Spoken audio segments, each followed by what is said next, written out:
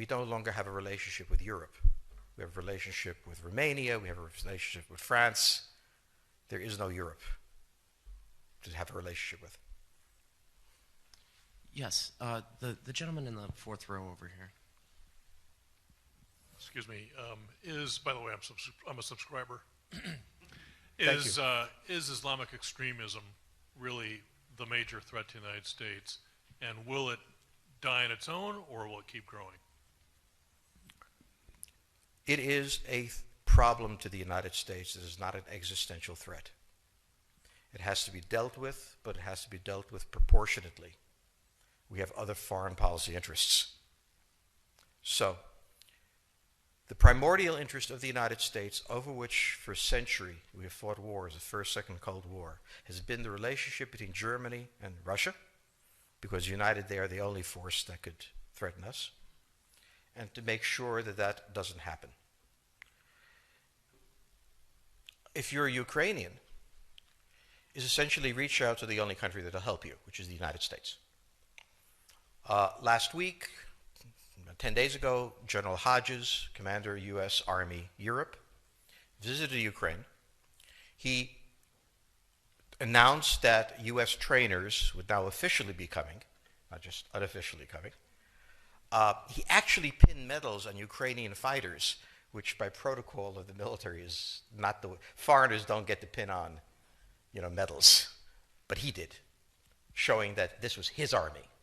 He then left and in the Baltics announced that the United States would be pre-positioning armor, artillery, and other equipment in the Baltics, Poland, Romania, and Bulgaria, which is a very interesting point. So the United States, and now yesterday the United States announced that it would be sending weapons. Tonight, of course, they denied it, but they are. The weapons will go. In all of this, the United States has acted outside the context of NATO. Because NATO has to have a 100% vote. Any one country can veto anything. And the Turks will veto it just for giggles. The point is that the United States is prepared to create a cordon sanitaire around Russia. Russia knows it.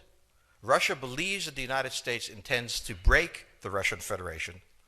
I think that, as Peter Lorre put it, we don't want to kill you, we just want to hurt you a little bit. Either way, we are back at the old game. And if you go ask a Pole or a Hungarian or a Romanian, they live in a totally different universe from a German. And they live in a totally different universe from a Spaniard. So there is no commonality in Europe. But if I were a Ukrainian, I would do exactly what they're doing. Try to draw the Americans in. All right, next question, please. The United States has a fundamental interest. It controls all the oceans of the world. No power has ever done that. Because of that, we get to invade people and they don't get to invade us. It's a very nice thing. Maintaining control of the sea and control of space is the foundation of our power. The best way to defeat an enemy fleet is to not let it be built. The way the British managed to make certain that no European power could build a fleet was to make sure the Europeans were at each other's throats. The policy that I would recommend is the one that Ronald Reagan adopted toward Iran and Iraq. He funded both sides so they would fight each other and not fight us. This was cynical. It was certainly not moral. It worked.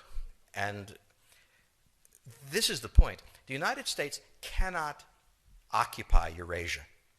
The moment the first boot sets the ground, the demographic differential is we are totally outnumbered. We can defeat an army. We cannot occupy Iraq. The idea that 130,000 men would occupy a country of 25 million, well, the ratio in New York of cops to citizens was greater than we had deployed in Iraq.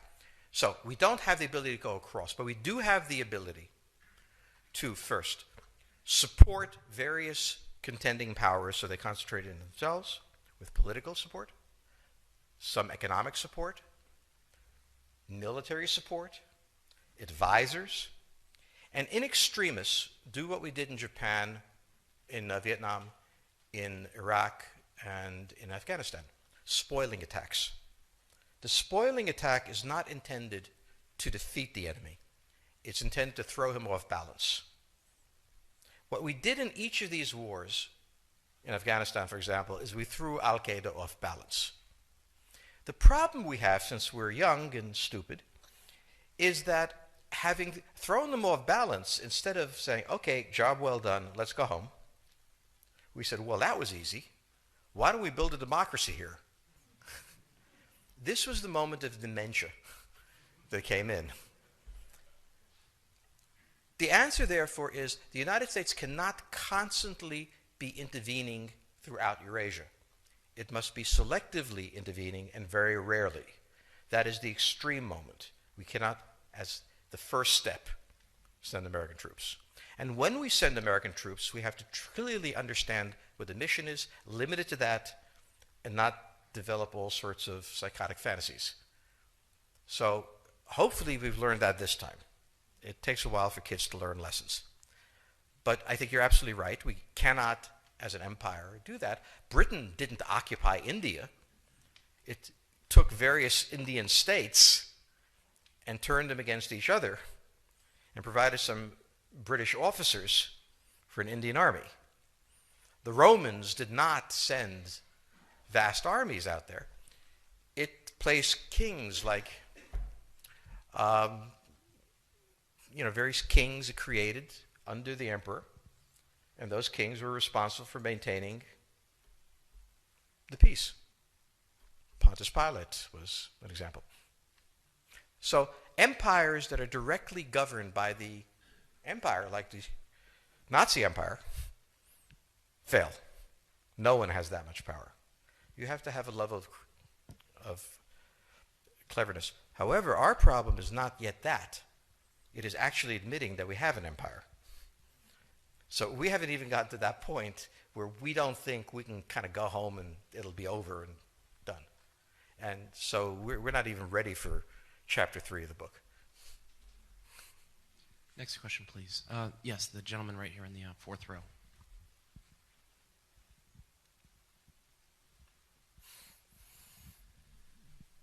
So I infer from your comments that the euro as the currency will not survive. The question on the table for the Russians is, will they retain a buffer zone that's at least neutral? Or will the West penetrate so far in the Ukraine that they're 70 miles away from Stalingrad and 300 miles away from Moscow? For Russia, the status of Ukraine is an existential threat. And the Russians cannot let go. For the United States, in the event that Russia holds onto the Ukraine, where will it stop? Therefore, it's not an accident that General Hodges, who's been appointed to be blamed for all of this, is talking about prepositioning troops in Romania, Bulgaria, Poland, and the Baltics. This is the intermarium, from the Black Sea to the Baltic, that Pilsudski dreamt of. This is the solution for the United States.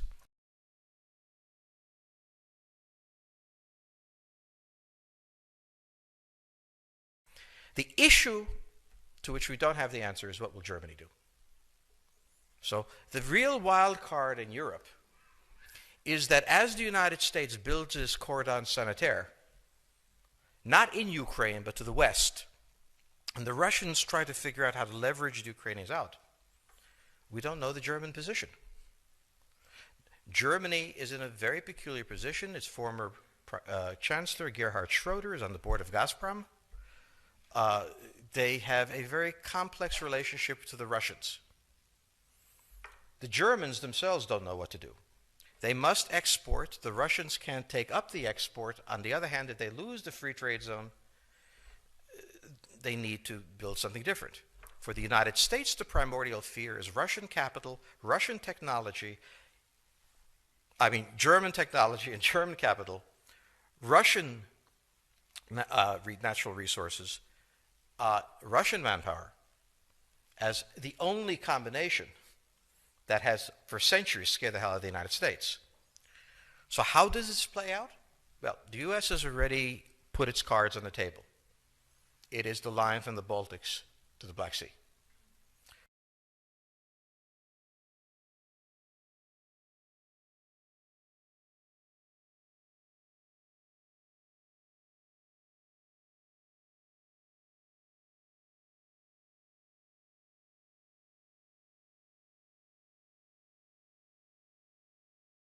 For the Russians, their cards have always been on the table. They must have at least a neutral Ukraine, not a pro-Western Ukraine. Belarus is another question. Now, whoever can tell me what the Germans are going to do is going to tell me about the next 20 years of history. But unfortunately, the Germans haven't made up their mind. And this is the problem of Germany always. Enormously economically powerful, geopolitically very fragile, and never quite knowing how to reconcile the two. Ever since 1871, this has been the German question, the question of Europe. Think about the German question, because now it's coming up again. That's the next question that we have to address. And we don't know how to address it. We don't know what they're going to do. And unfortunately, that's all we have time for this evening.